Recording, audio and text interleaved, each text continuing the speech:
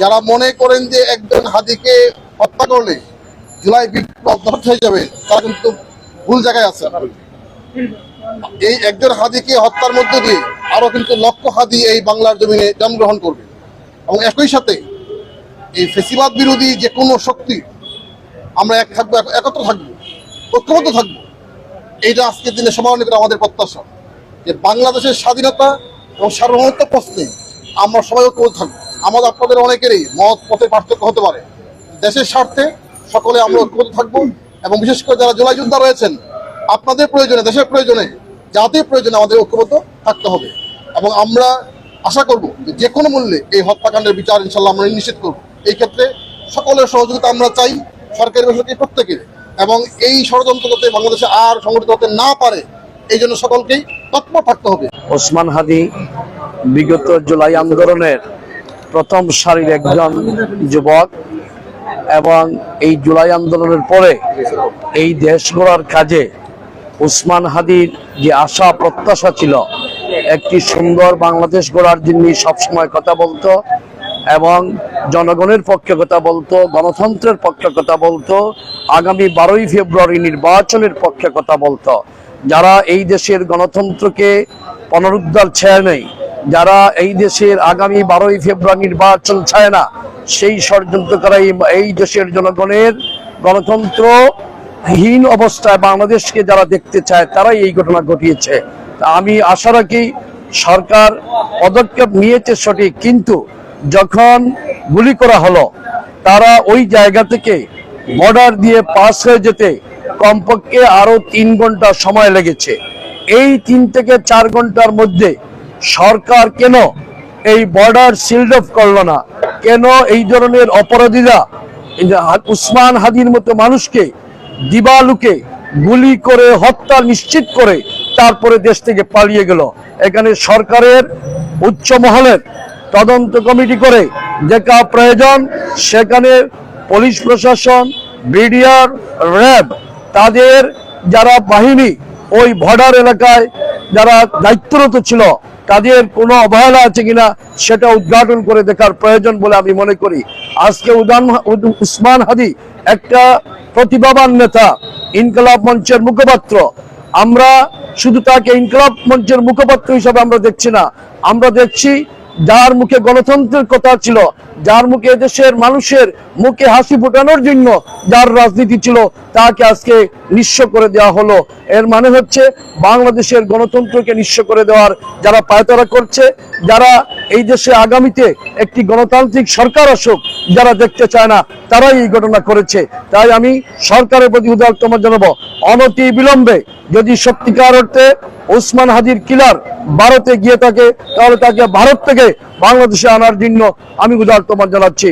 এবং বিশেষ করে ওসমান হাদির জীবিত মাতা এবং তার স্ত্রী এবং তার সন্তানদের প্রতি গভীর সমবেদনা জানাচ্ছি। আল্লাহ পাক যেন তাদেরকে ধৈর্য ধারণ ক্ষমতা দেন। আর বিশেষ করে ওসমান হাদির হত্যাকে কেন্দ্র করে যারা দেশের সম্পদ নষ্ট করছে, তারা দেশদ্রোহী। যারা দেশের বিভিন্ন পত্র পত্রিকায়, অফিসে যারা আগুন জ্বালছে, যারা এই সমস্ত কাজ করছে, এটা কখনো আমাদের জন্য কাম্য নয়। হত্যা করেছে, হত্যাকারীদেরকে ধরতে হবে, বিচার করতে হবে, আইনের আওতায় নিয়ে আসতে হবে। একটি হত্যাকে কেন্দ্র করে আবার যদি দেশে অস্থিতিশীল অবস্থার সৃষ্টি করে পায়তারা করে, তারা অবশ্যই দেশদ্রোহী। তাদেরকেও আইনের আওতায় নিয়ে আসার জন্য আমি সরকারের প্রতি উদারত আহ্বান জানাবো। ওসমান হাদির মাথায় গুলি করা হয়েছে কিনা বাংলাদেশের মাথায় গুলি করা হয়েছে?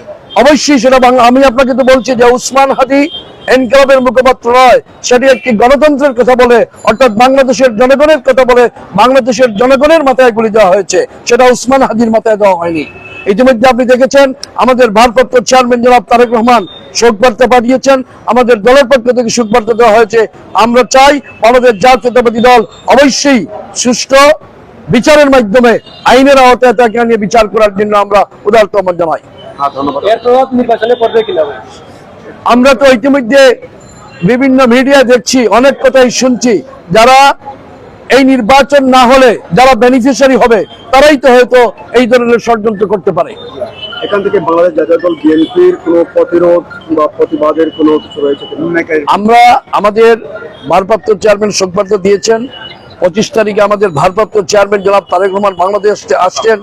আমাদের ভারপ্রাপ্ত চেয়ারম্যান বাংলাদেশে যেদিন আসবেন সেদিন ঢাকা শহরে কমপক্ষে 1 কোটি লোকের সমাগম হবে।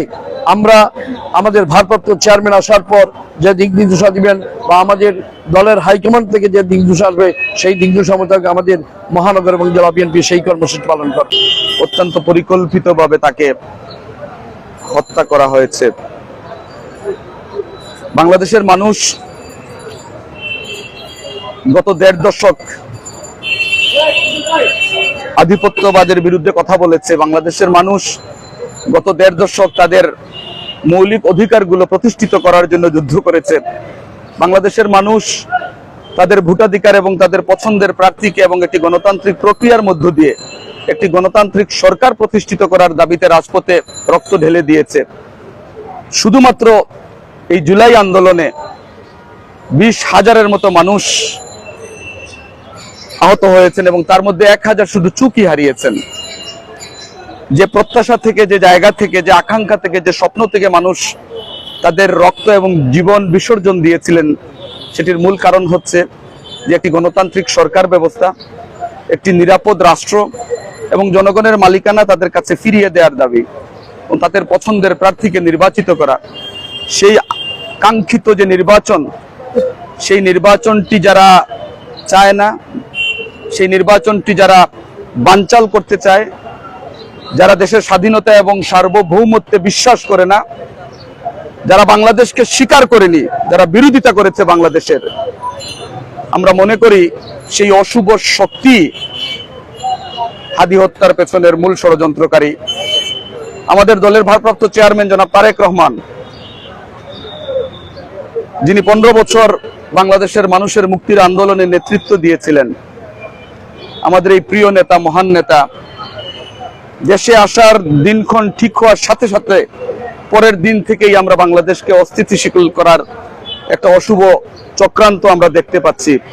আমরা দেখতে পাচ্ছি নির্বাচন কমিশন সেই নির্বাচনের তারিখ ঘোষণা করার পর থেকেই বাংলাদেশে যাতে নির্বাচন না হয়, বাংলাদেশের মানুষ যাতে তাদের ভোটাধিকার প্রয়োগ করতে না পারে, সেই লক্ষ্যে তারা কিন্তু ষড়যন্ত্র চালিয়ে যাচ্ছে। আমরা আজকে আপনাদের মাধ্যমে আইন শৃঙ্খলা পরিস্থিতির দায়িত্বে যারা আছেন, এখানে একটি কথা বলতেই হয়, আমরা আন্দোলন করেছি 1.5 দশক এবং সেই আন্দোলনের ফলশ্রুতিতে যারা রাষ্ট্র ক্ষমতায় আছেন তারা কিন্তু আমাদের আন্দোলনের ফসল। এদেশের ছাত্র জনতা তাদেরকে দায়িত্ব দিয়েছেন দেশের আইন শৃঙ্খলা পরিস্থিতি এবং দেশ পরিচালনার জন্য। আমাদের সেই প্রত্যাশা ছিল হাদি সহ যারাই আছেন তাদের সেই সার্বিক নিরাপত্তাগুলো সরকার, রাষ্ট্র নিশ্চিত করবে, কিন্তু রাষ্ট্র সেখানে ব্যর্থ হয়েছে। আমরা আজকে দাবি জানাবো যে যারা হাদিকে খুন করেছে অথবা সেই অশুভ শক্তি যারা আছে, গোষ্ঠী যারা আছে, তাদেরকে যেন চিহ্নিত করে দেশবাসীর কাছে তাদের মুখোশ উন্মোচন করা হয়।